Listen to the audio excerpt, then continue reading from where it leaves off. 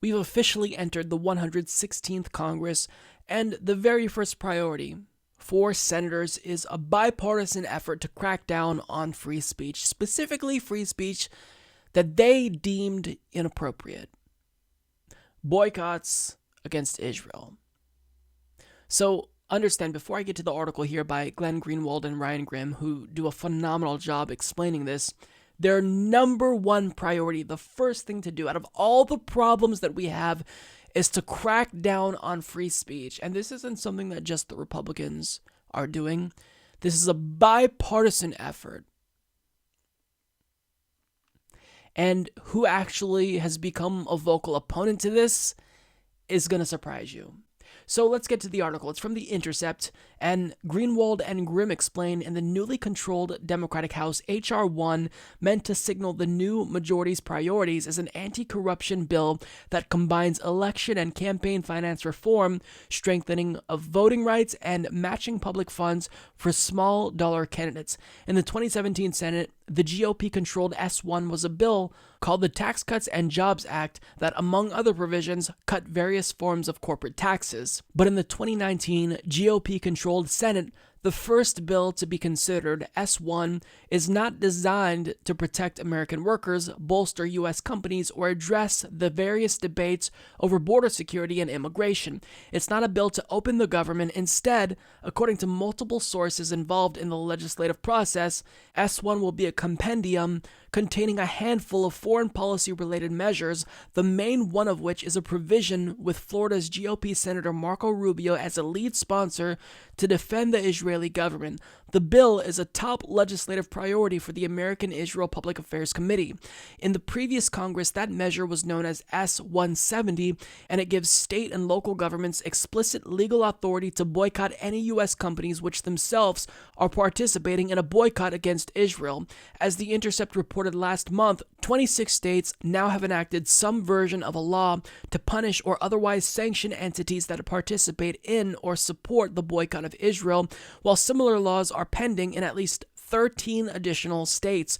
Rubio's bill is designed to strengthen the legal basis to defend those Israel-protecting laws from constitutional challenge.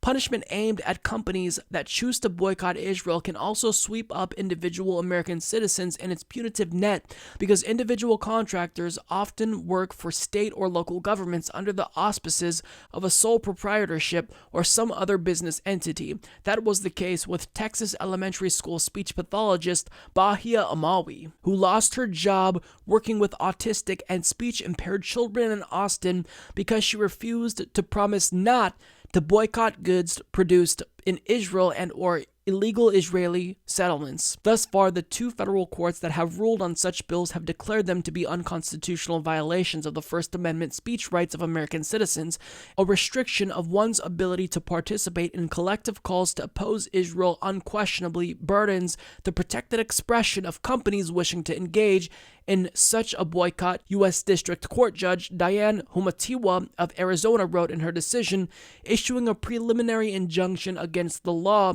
in a case brought last September by the American Civil Liberties Union on behalf of an attorney who has contracted with the state for the last 12 years to provide legal services on behalf of incarcerated individuals, but lost his contract to do so after he refused to sign an oath pledging not to boycott Israel.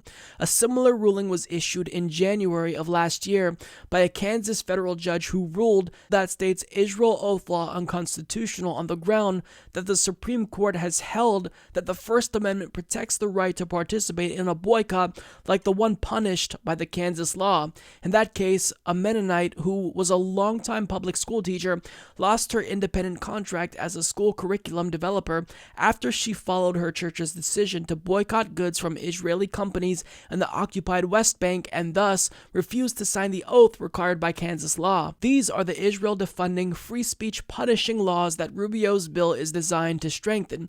Although Rubio is the chief sponsor, his bill attracted broad bipartisan support, as is true of most bills designed to protect Israel and supported by AIPAC.